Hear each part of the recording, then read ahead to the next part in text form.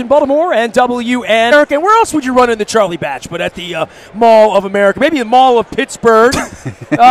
You keep ending our seasons. Luke, you want to do the full introduction to Charlie the way you usually do because it's now been taken away. I can't do it anymore. I'm so bitter about this. I used to introduce this individual as the last Pittsburgh Steelers quarterback to beat the Ravens in Baltimore. One, because that meant the Steelers hadn't beaten the Ravens in a long time in Baltimore. And two, I really like this guy. Thanks a lot, Ben Roethlisberger.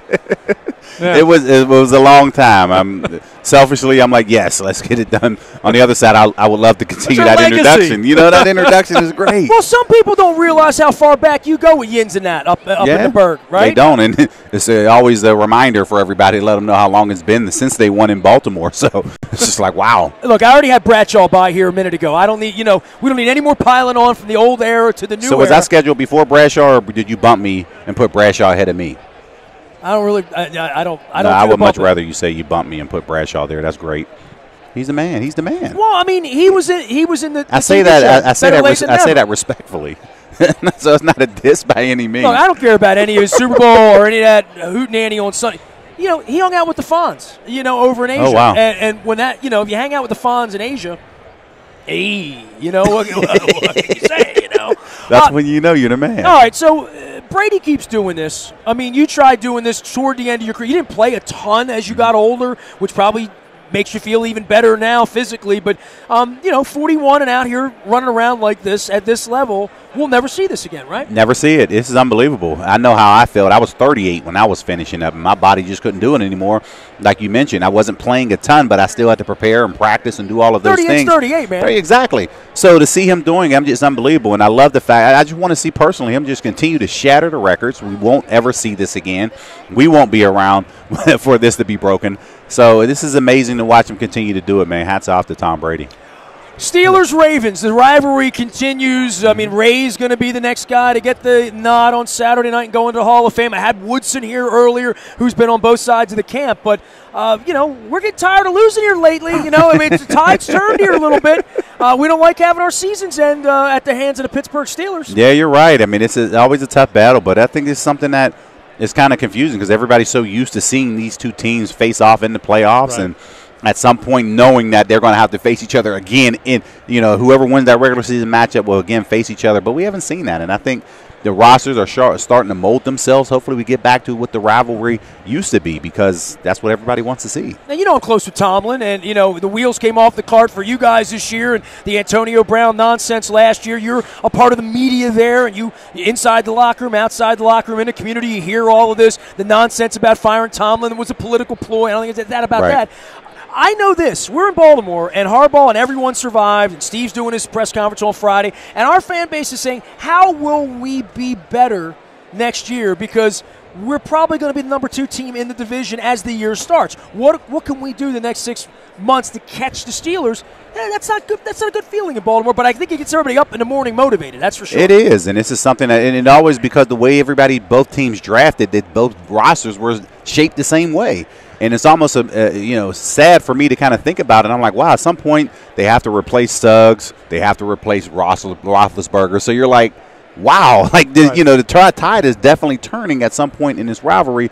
Who will be the next guys that will step up and be able to really rekindle a lot of these type of things? But, again, you just mentioned it's going to be tough. And, Pittsburgh, obviously, they have a loaded roster, a lot of talented people there, and everybody was shocked that they didn't even make it to the AFC Championship game. A lot of high expectations in Pittsburgh. They are going to regroup, and they should be at the top of the AFC this is tough to watch. They were good enough. They were good enough to be here. They were. Absolutely they were. And unfortunately, they were caught off guard. And I think, when you start the egos, I think when you look at that, because when they played Jacksonville in October, they're thinking, Ben turned it over 5 times.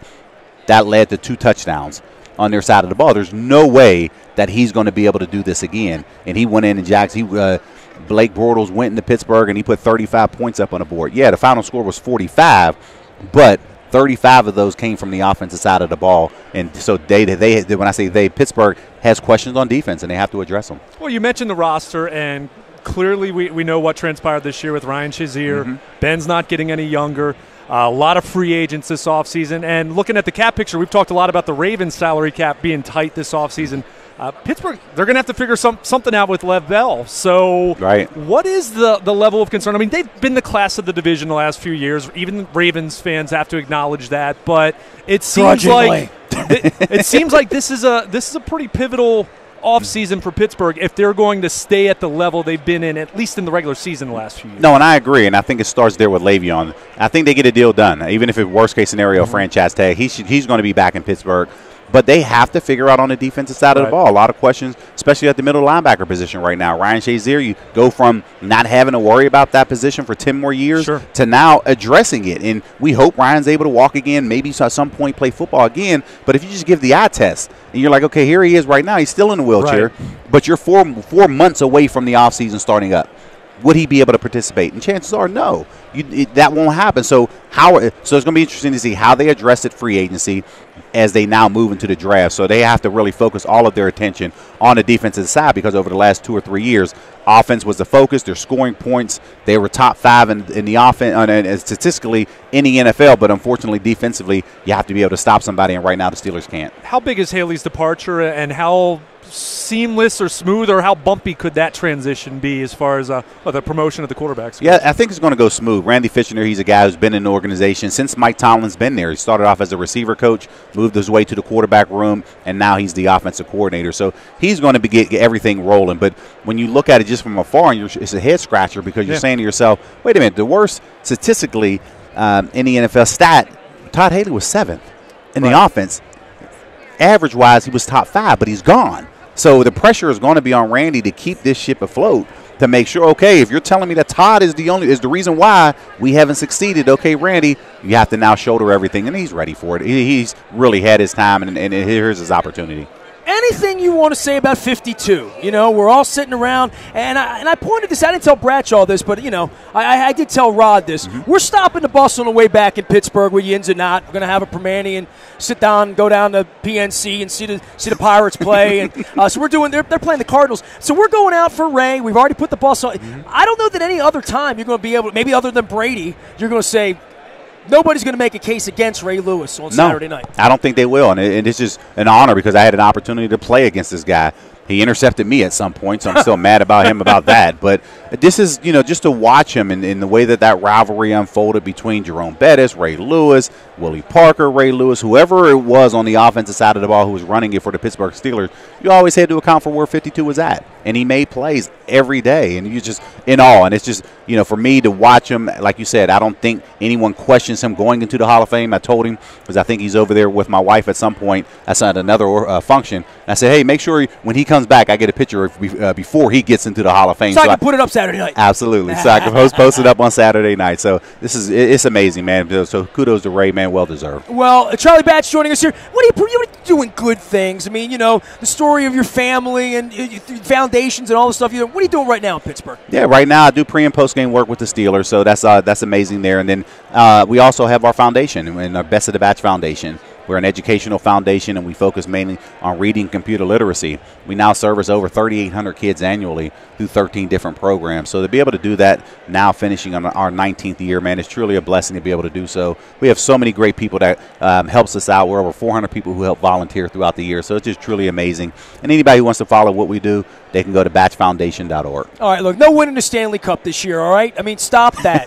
Just put an end to that. Those parades are nice downtown Pittsburgh. Unfortunately, just not the Steelers in that parade. Well, I'll be coming with Yins and That on August 5th on a Sunday afternoon. You know, you guys will be in training camp, so I won't round Tomlin up, but we'll see if I can get some of the Pittsburgh goons down for the baseball game. Right. We'll see how the Pirates are a mess, right? I mean, like the Orioles. That's bad. I mean, you see what everything that's going on in that organization. They go from, you know, possibly winning 100 games, and now you're like back to where you were 5-6 years ago. Watch out with Luke. Yeah, you're 5-6 years ago, and you're like, man, I hope we don't lose 100 games this year. But that's where they are. You went through 20 years of that like we did. I know, and trust me, I was in high school the last time they were in the actual playoffs. So for me to see that and the way the city lit up after those 20 years in that divisional round or that wild card play-in, man, it was fantastic to watch and be a part of. I'm an old fart now. I don't know how old you are. Do you remember 79?